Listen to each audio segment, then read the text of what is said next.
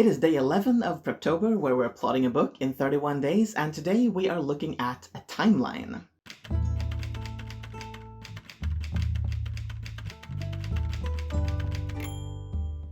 Now you have a main plot and you have some subplots, and it is time to put them all into a timeline.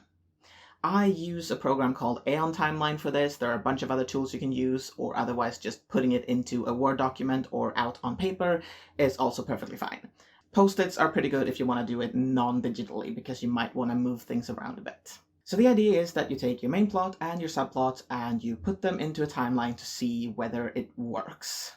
Where do you have 15 things happening all at the same day, or where do you have a 3-month gap where you have to do a time skip? Now, bear in mind that neither of these have to be a bad thing. Your goal is not to spread things out as evenly as possible, but it is still good to know where one or both of these things happen. One reason that you're doing this is to give enough time for things to happen. Say you want two people to develop a relationship, but you see here that between them meeting and them needing to be best friends or lovers or whatever it is, you only have 3 weeks. Now, that might work and it might not work, but it's important that you have seen that so that when you're writing later, you don't realize that, oh, I do not have enough time for them to go through all of these things that they need to go through before this point. Also, if you have, say, a subplot that you're not really sure where to put, when you're doing your timeline, you might find that here is a lull in the main story where you can put this subplot.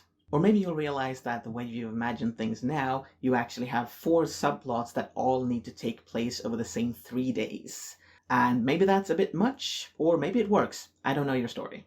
So what you should have at the end of the day is a timeline that includes the major parts of the main plot and all of the subplots that you have.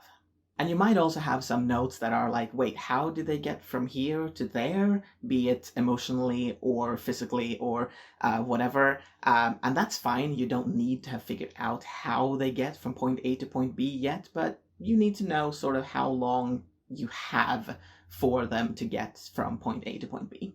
Hopefully, though, some of these things are at least coming together by now.